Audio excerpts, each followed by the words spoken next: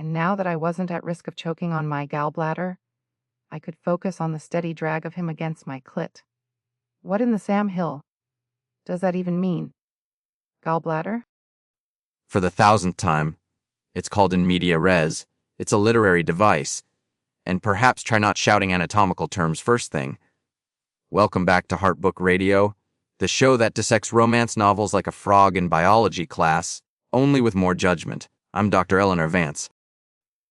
And I'm the guy who actually knows how to have fun with a book instead of sticking it under a microscope.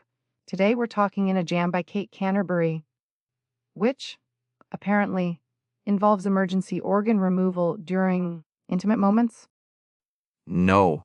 It involves Shay Zucconi inheriting her dead grandmother's tulip farm contingent on marrying anyone within a year. A preposterous premise, only slightly less believable than your defense of Edward Cullen's sparkling. Hey, leave Edward out of this. At least he didn't need a dead relative to force a woman to marry him. This book's premise is bonkers. Grandma dies and goes, yeah, get hitched or lose the farm, sweetie.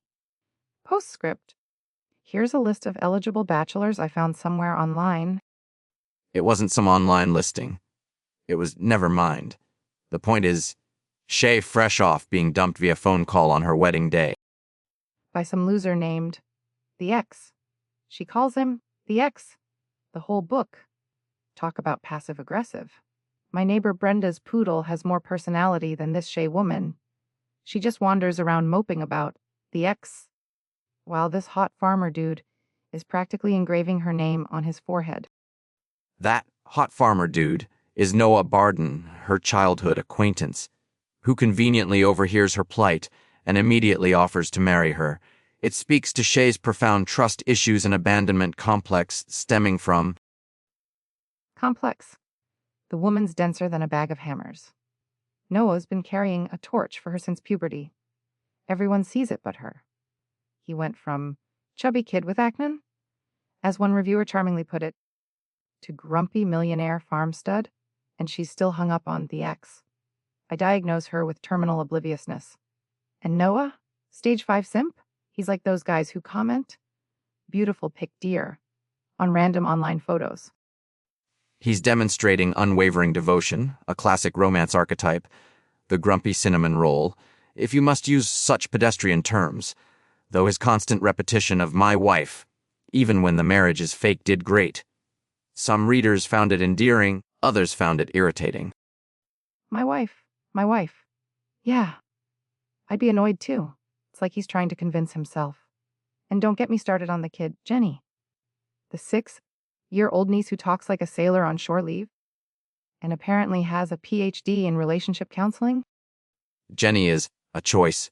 Presented as neurodivergent and traumatized, she functions as both comic relief with her pirate swearing and an unnervingly perceptive plot device.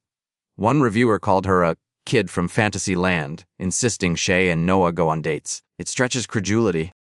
Stretches it. It snaps it in half. 6-year-olds I know are busy eating paste and demanding juice boxes, not orchestrating romantic entanglements while wearing an eye patch. Is she secretly the dead grandma reincarnated, pulling the strings from beyond the playground? That's an interpretation. Moving on.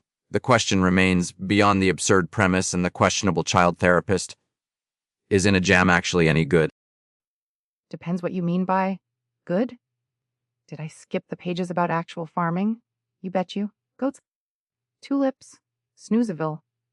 Did I pay attention when they were getting busy? In the pantry, against the barn's wall, on a shower bench. Absolutely. This Noah guy, the street shy bed funky hero, he cleans up nice and apparently knows his way around, well, everywhere. The pacing was certainly uneven. Nearly 500 pages is excessive for this plot. Some reviewers adored the slow burn leading to the explicit encounters you mentioned. Others, like one poor soul who did not finish at 88%, found it dragged, exacerbated by the repetitive my wife and back intimacy. 88%.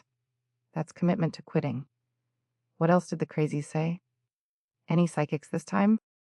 Disturbingly, yes. One reviewer quit at 3% claiming psychic intuition. Another was furious that the traumatized 6-year-old was too insightful, and the Noah fans are intense, saying things like, ultimate book boyfriend, and's mine, back off. It's quite the phenomenon. See, people get it. Noah's the man, even if he is a simp. Would you marry your childhood crush under orders from a ghost? Absolutely not. It's coercive estate planning, and the speed at which Noah volunteered felt less romantic, more opportunistic desperation. Also, there were whispers online mentioned by that 88% reviewer about alleged author controversies. Best not to speculate, but it adds a layer. Controversy, who cares? It's fiction. Is it fun? Is it ridiculous? Totally. Is the kid hilarious or annoying? Yes. Does Noah need therapy? Probably.